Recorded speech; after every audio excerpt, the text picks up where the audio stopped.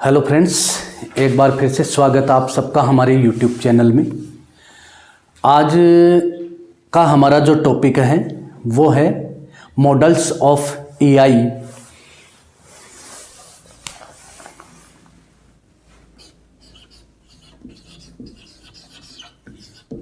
Models of AI, emotional intelligence, यानी संवेगात्मक बुद्धि के मॉडल।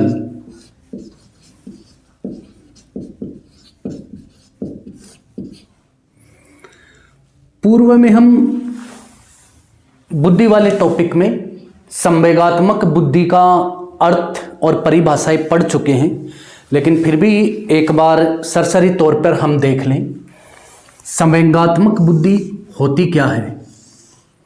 तो संवेगात्मक बुद्धि का तात्पर्य मुख्यतः व्यक्ति के संवेगात्मक पक्ष से संबंधित उसके शील गुणों और अक्षमताओं से होता है, या साधारण शब्दों में हम कहें तो संवेगात्मक बुद्धि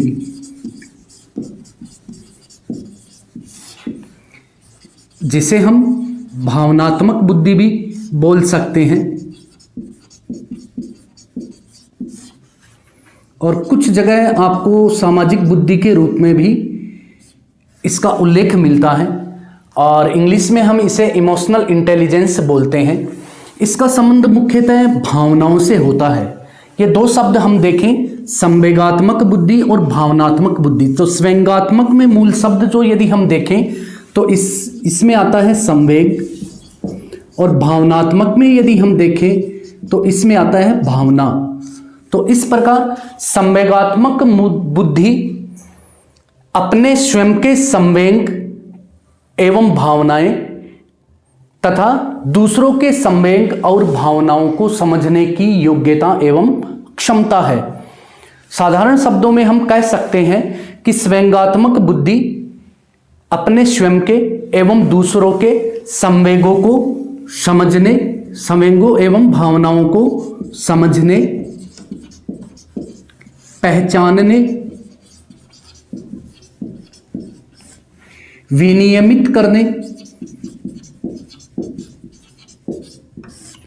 एवं प्रबंधित करने की क्षमता का नाम है।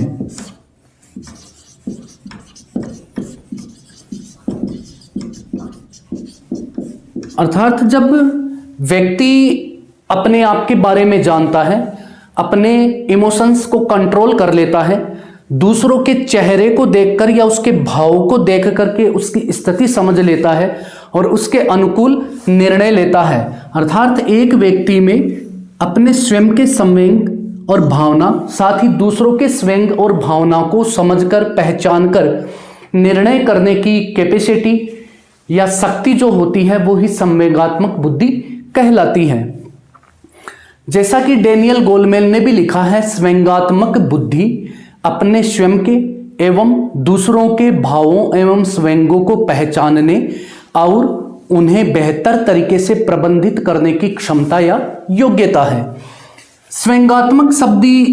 संवेगात्मक बुद्धि के बारे में हम पहले पढ़ भी चुके हैं, एक बार फिर बता दूं। संवेगात्मक बुद्धि शब्द का सर्वप्रथम प्रयोग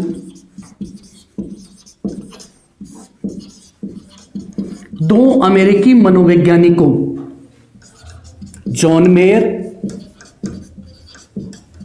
एवं पीटर साल्वे द्वारा किया गया था।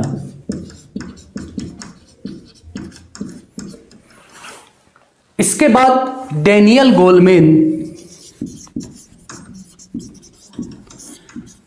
ने एआई को पूरे वर्ल्ड में फेमस कर दिया था। इन्होंने अपनी एक पुस्तक लिखी थी, emotional intelligence,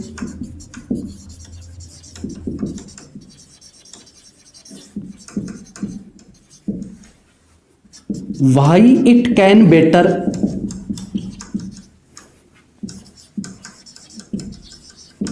more than IQ।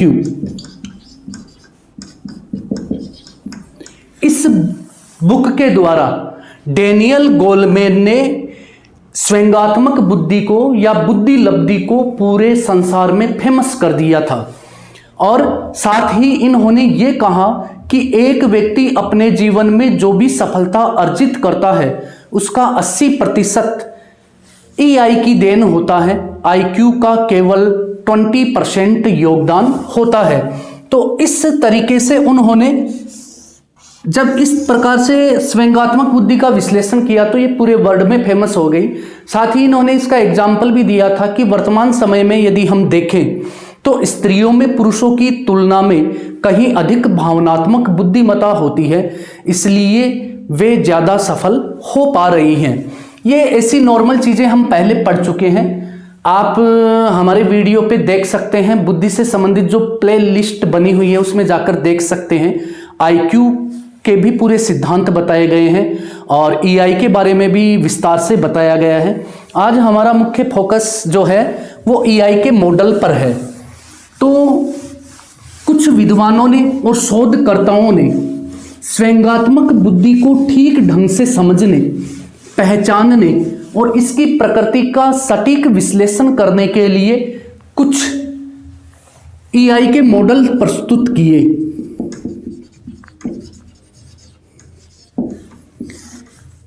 ये मॉडल वैसे नहीं है जैसे हम टीचिंग मेथड के दौरान उपयोग करते हैं, इनका अभिप्राय उनसे नहीं है।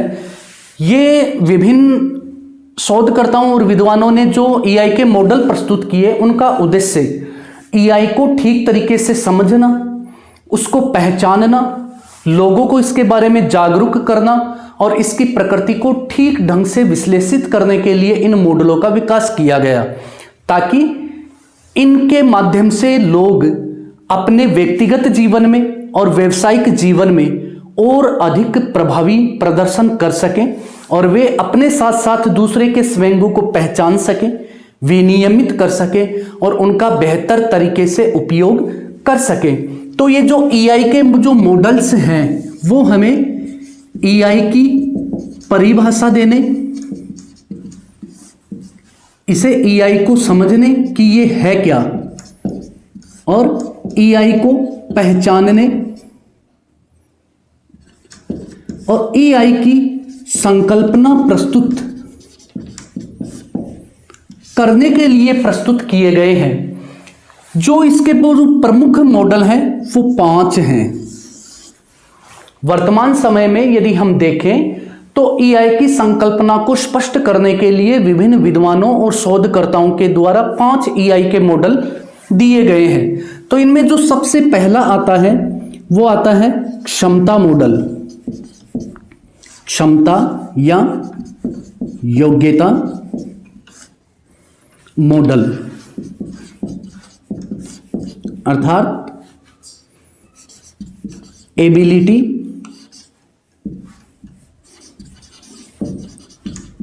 Model of EI। क्षमता मॉडल, जिसे योग्यता मॉडल भी कहा जाता है, इसका विकास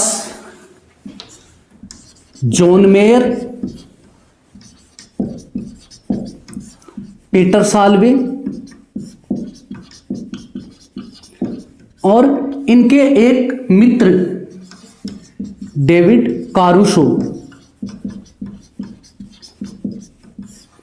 द्वारा किया गया था। इसके मुख्यतः 4 घटक हैं, इसलिए इसको 4 शाखा मॉडल के नाम से भी जाना जाता है।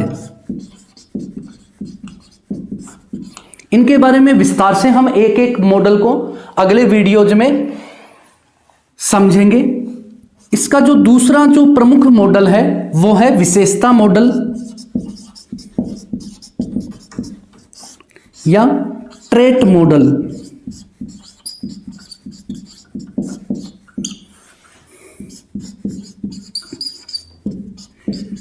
Trait model of EI। EI के विशेषता मॉडल, जिसे गुण मॉडल या लक्षण मॉडल के नाम से भी जाना जाता है, यानी जो विशेषता बताता है क्या गुण होने चाहिए व्यक्ति में, उसे ही ट्रेट मॉडल कहा जाता है। इसका विकास या इसका प्रतिपादन CV पेट्राइट्स द्वारा किया गया था।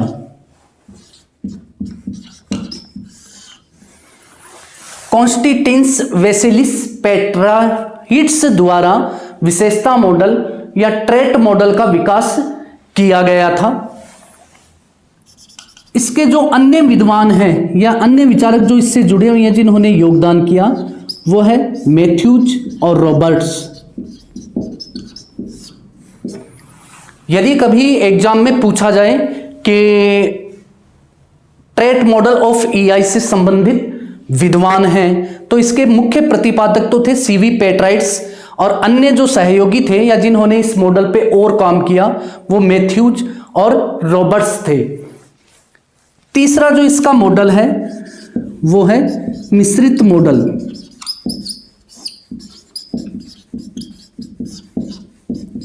यानी mixed model of EI.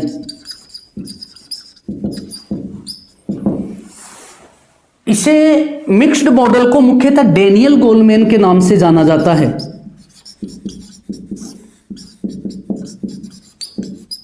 EI के मिश्रित मॉडल या मिक्स्ड मॉडल का प्रतिपादन किसके द्वारा किया गया? डेनियल गोलमैन के द्वारा। लेकिन यदि हम देखें कि इसे मिश्रित मॉडल क्यों कहा जाता है, इसमें किन दो तत्वों का मिश्रण है या किन दो सिद्धांतों का मिश्रण है, तो हम देखें तो हम ये जो मॉडल है वो ईआई को क्षमता भी मानता है और विशेषता भी मानता है। इसके अलावा इसमें जिन दो मॉडलों का मिश्रण है उसमें मुख्यतः है बार ऑन मॉडल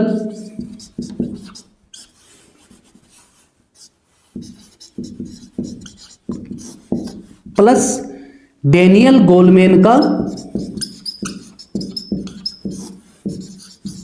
निष्पादन मॉडल। स्वयंगात्मक बुद्धि का बार ऑन मॉडल और निष्पादन मॉडल को बनाकर के जो मॉडल बनता है वो कहलाता है मिक्स्ड मॉडल ऑफ ईआई। और यदि मुख्यतः कंपटीशन एग्जाम में हमसे पूछा भी जाए, सीधा पूछा जाए कि मिश्रित मॉडल का प्रतिपादक कौन था, तो हमें डेनियल गोलमैन लिखना है। और यदि हमें यह पूछे, क्योंकि इसी के नाम से मिश्रित मॉडल को जाना जाता है, और यदि यह पूछा जाए कि मिश्रित मॉडल में कौन कौन से दो मॉडल शामिल है, तो स्वयंगात्मक बुद्धि का बार ऑन मॉडल और डेनियल गोलमैन का निष्पादन मॉडल, इन दोनों को मिलाकर के मिक्स्ड मॉडल बनता है। पहले हम बार ऑन मॉडल के बारे में थोड़ा जान लेते हैं। तो बार ऑन मॉडल ने अपने मॉडल में स्वयंगात्मक बुद्धि के 5 घटक बताए हैं। साथ ही बार ऑन ने सीधा कहा था कि स्वयंगात्मक बुद्धि संज्ञानात्मक बुद्धि से अलग ऐसी व्यूह रचना है जो वातावरण में उत्पन्न होने वाले दबावों और मांगों का सामना करने में हमें सक्षम बनाती है। संज्ञानात्मक क्षमताएं अर्थात आईक्यू। बार ऑन आईक्यू को पूर्ण रूप से ईक्यू को पूर्ण रूप से आईक्यू से भिन्न मानता है। अर्थात वह सीधे शब्दों में कहता है कि ईक्यू संज्ञानात्मक अक्षमताएं जैसे आईक्यू में होती हैं तर्क, चिंतन, कल्पना, समस्या समाधान की योग्यताएं, उनसे अलग एक ऐसी व्यूह रचना है जो वातावरण में उत्पन्न होने वाली मांगों और दबावों से लड़ने के लिए या उनका सामना करने के लिए व्यक्ति को सक्षम बनाती है। क्योंकि स्वयंगात्मक बुद्धि का संबंध किससे है? भावनाओं से और स्वयंगों से। यदि हमारे अंदर अत्यधिक क्रोध का संवेग विकसित हो रहा है तो हम उसे कैसे कंट्रोल करें? सामने वाला हमारे ऊपर झल्ला रहा है, उसमें क्रोध का संवेग है तो हम उसको कैसे नियंत्रित करें? हमारे अंदर ऐसा कोई स्वयं भय, प्रेम या क्रोध का उत्पन्न हो रहा है तो हम उसे कैसे प्रबंधित करें, कैसे कंट्रोल करें, और सामने वाले को इस चीज का एहसास भी ना हो कि इसकी वर्तमान स्थिति क्या है, मन स्थिति क्या है। यानी एक जनरल मूड को बनाए रखते हुए हम वातावरण में उठने वाले प्रेशर का सामना कर सके। तो बार ऑन मॉडल ने इसके 5 घटक बताए थे जिन्हें हम आगे के वीडियो में पढ़ेंगे। लेकिन यहाँ पे सबसे इंपॉर्टेंट जो बात आती है बार ऑन के बारे में, वो ये पूरा नाम जो इनका था वो था रियूबेन बारओन। यहां पे आपको बता दूं कि सर्वप्रथम EQ की अवधारणा, इमोशनल कॉन्सेंट की अवधारणा बारओन के द्वारा दी गई थी। जैसे IQ, बुद्धि लब्धि शब्द का प्रयोग सर्वप्रथम किसने किया था? स्टर्न ने किया था। इंटेलिजेंस कॉन्सेंट शब्द का प्रयोग विलियम स्टर्न के द्वारा किया गया था और सर्वप्रथम बुद्धि लब्धि का सूत्र भी इन्होंने ही दिया था। क्या? MA/CA, मेंटल एज बटा क्रोनोलॉजिकल एज। लेकिन आगे चल करके टर्मन ने इसे संशोधित किया और बुद्धि लब्धि का सटीक सूत्र MA/CA गुणा 100 दिया था। यानी प्रमाणिक सूत्र तो टर्मन के द्वारा दिया गया था, लेकिन इंटेलिजेंस को मापने के लिए IQ शब्द, इंटेलिजेंस कॉन्सेंट शब्द का सर्वप्रथम प्रयोग या बुद्धि लब्धि शब्द का सर्वप्रथम प्रयोग विलियम स्टर्न द्वारा किया गया था। उसी प्रकार EI के मापन के लिए, यानी इमोशनल इंटेलिजेंस के लिए EQ शब्द का सर्वप्रथम प्रयोग बारओन के द्वारा किया गया था तथा इन्होंने बुद्धि के मापन हेतु इंटेलिजेंस कॉन्सेंट इन्वेंट्री के द्वारा सर्वप्रथम बुद्धि स्वयंगात्मक बुद्धि का मापन किया, जिसमें 16 वर्ष और इससे अधिक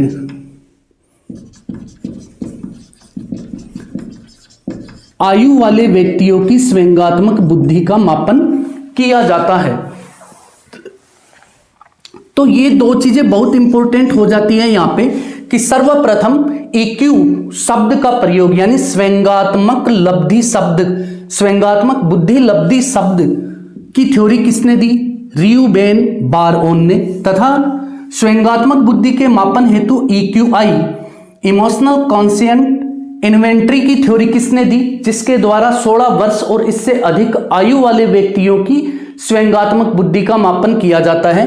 तो बारओन के द्वारा किया गया, जिसमें इन्होंने 5 तत्व बताए हैं। वैसे ही डेनियल गोलमैन ने EI का जो मॉडल प्रस्तुत किया उसे निष्पादन मॉडल के नाम से जानते हैं,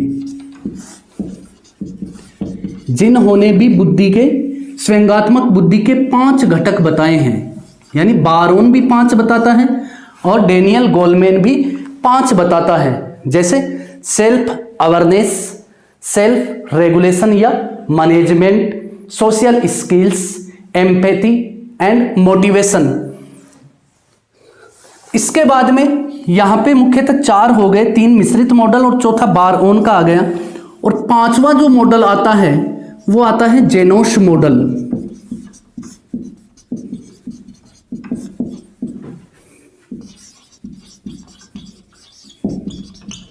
जेनोश मॉडल ऑफ EI। इस मॉडल का उपयोग मुख्यतः कारपोरेट जगत के लिए किया गया है, यानी व्यवसायिक क्षेत्र में लगे हुए लोगों के लिए, अर्थात कार्य स्थल पर आप आने वाली समस्याओं का समाधान कैसे करेंगे, आप किसी भी उद्योग में या कारपोरेट जगत में अपना बेहतर प्रदर्शन कैसे कर पाओगे।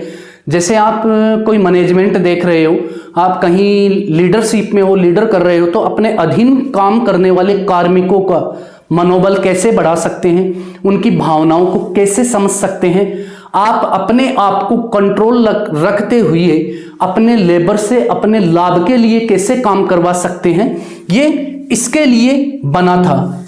जेनोस मॉडल के प्रतिपादक जो हैं वो हैं पामर, स्टाफ, हार्मर और गिग्नेक। इन विद्वानों के द्वारा EI का जेनोस मॉडल प्रस्तुत किया गया था, जो मुख्यतः कार्यस्थल से जुड़े हुए लोग जो जॉब करते हैं या किसी उद्योग से जुड़े हुए हैं या खुद का जिनका बिजनेस है, उनसे संबंधित लोगों से कैसे कार्य करवाया जाए, उन्हें कैसे प्रेरित किया जाए, कैसे उनकी भावनाओं को साथ जोड़ करके अपने उद्योग में वृद्धि की जाए, वो जेनोस मॉडल है। वर्तमान समय में सबसे ज़्यादा जो प्रचलित मॉडल है वो यही है, जेनोस मॉडल। और शिक्षा के क्षेत्र में जो है वो है मिश्रित मॉडल। तो ये मुख्यतः EI से संबंधित 5 मॉडल थे: ability model, trait model, mixed model और बारोन मॉडल और जेनोस मॉडल। इन सभी मॉडलों का एक एक करके हम अपने आने वाले वीडियो में विस्तार से अध्ययन करेंगे। धन्यवाद।